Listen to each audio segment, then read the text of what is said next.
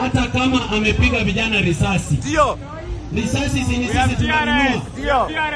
Risasi sio William Ruto ananunua. Ndio. Risasi ni ya Wakenya. Yes. Na kazi ya hiyo risasi ni kuchunga Wakenya. Yes. Sio kuua. Ndio. Sisi ndio tunanunua bunduki. Ndio. Bunduki ni yetu. Ndio. Sisi ndio tunalipa polisi. Yes. Polisi ni wetu. William Ruto asichukue bunduki na risasi ambayo imenunuliwa na Wakenya ya kuchunga Wakenya, anaua watoto wa Kenya. Alafu anasimama kwa TV shamelessly. Yes. Anasema atipoka leo yeye hajui kama kuna mtu amewahi kupotea. Moments after buying a new music or a new public address system, Mr. Morara Kevaso decided to come out and even do a mic testing, as what you have seen. This is after Kenyans fundraised money for him so that he can provide proper civic education, which will change the faces of Kenya in the coming days.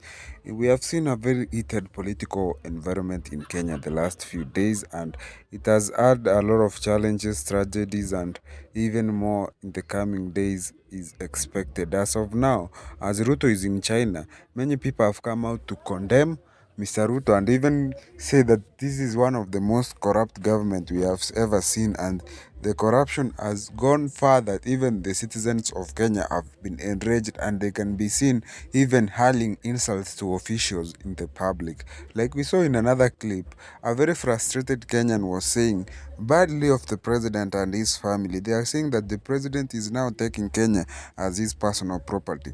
That's some of the allegations. So after Morara purchased this sound system and it was installed to the vehicle, he started mic checking it, and the Kenyans were very happy in this area. After mic checking it, he went ahead to talk about the police brutality and how the police are misusing their guns and the authority of law enforcement. In the recent days, we have seen a lot of abduction in Kenya. A lot of young people have lost their lives.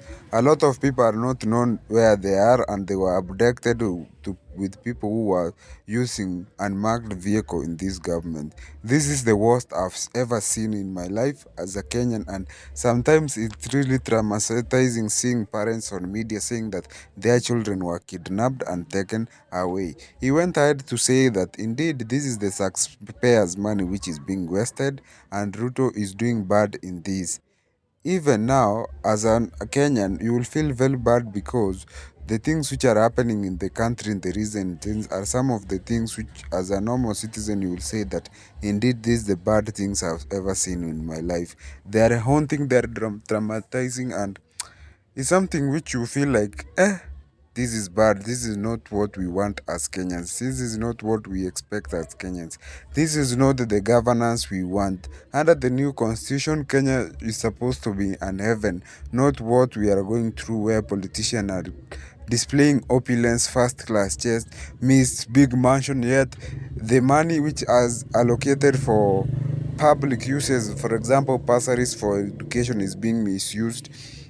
Leaders are arrogant. They are just voting in some bills which are very abusive to the normal citizen. For example, the other day we saw the Mank bill or Dengu bill being introduced, and this bill was really haunting the farmers. Yet it wants the farmers to have a license for planting dengu. Yes, and yet they have planted this dengu for years. Imagine.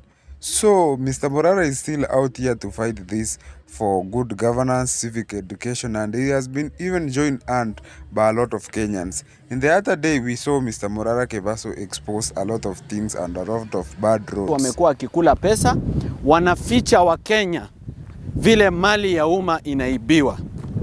If this was in the Auditor General's report, tungekuwa tumeipata. Nimeng'ang'ana, nimeipata kwa Controller of Budget Implementation Report, Annual Implementation Report. Hapo ndio nimepata kwamba financial year 2018-2019 waliweka kwa hii mradi 130 million Kenya shillings. Alafu 2019-2020 wakaweka another I think 80 something million, wakalipa contractor 61 million. But I'm convinced, very much convinced, that is not the only money. From many records, that is not the only money that was allocated or that has been spent or that has been paid to this contractor. Therefore, EACC na DCI, they should investigate what happened to this project and what happened to taxpayers' money. There should be value for taxpayers' money. Hii miaka yote unaona stadium ni mawe. Can you see? These are quarry. Nasikia iko watu wanakujanga kuchimba. I want my cameraman to keep coming so that I show you most of the stadium. Unaona iko watu wa construction wanakujanga kuchimba mawe hapa in this stadium. You can see it's a shell. Hapa Isiolo people wangekuwa wamejenga talents.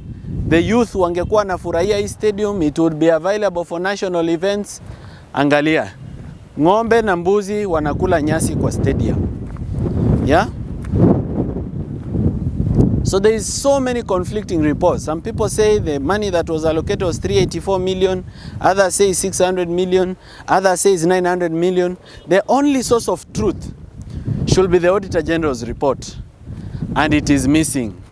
Kwa hivyo wewe Auditor General Nancy Gathungu, tafuta ukweli ya hii kitu and make sure that the officers that are working in this region are called to Nairobi and questioned about how this stadium missed the Auditor General's report.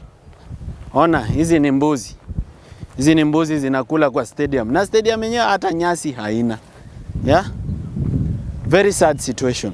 Just opposite this stadium, kuna another stalled project. For example, that's one case where Mr. Morara Kebaso is doing civic education, and this one in particular was about the Isiolo County. Isiolo County Stadium is one of the most known hot air projects in the country, which has costed a lot of taxpayers billions. In fact, in this project alone, we have seen it, money being allocated in different phases, but the way these things go to the end, it really troubles many Kenyans in a way that they really never see value for this. Remember, this project was being aimed to be one of the best in East and Central Africa by that time.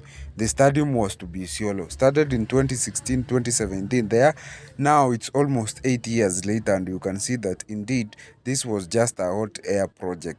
From 2016 up to now, the project remains something stalled. The project remains something which you can't even talk about in public. We have seen other countries like Uganda come up with Nampole Stadium, which is a massive hit. And even now, at the moment, the national team of Kenya is hosting games outside the country. The CAF Confederation, teams from Kenya are using other pitches in other countries.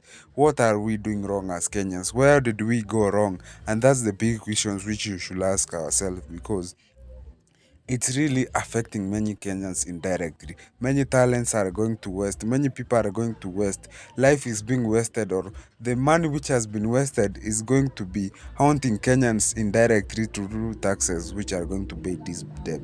Imagine a situation where a contractor goes away with 60 million, 70 million without doing anything. That's a lot of money, of course, and it's really bad to see that it's going to be felt, or the impact is going to be felt by a common mwananchi. Imagine. For example, this stadium which Morara Kevasa has exposed, it has costed around 200 million. 200 million. And the work which has been done here, as a Kenyan, a normal Kenyans who understands what is 200 million, you can't buy that lie, because the money which has been here is very little, and it has just ended in some corrupt individuals through shady contracts. You find a situation where a contractor works on a project for the shortest time, and then he just leaves his, or a subcontract is given to somebody else, and that's how we are losing money. Stay tuned. Make sure you wait for another video dropping soon.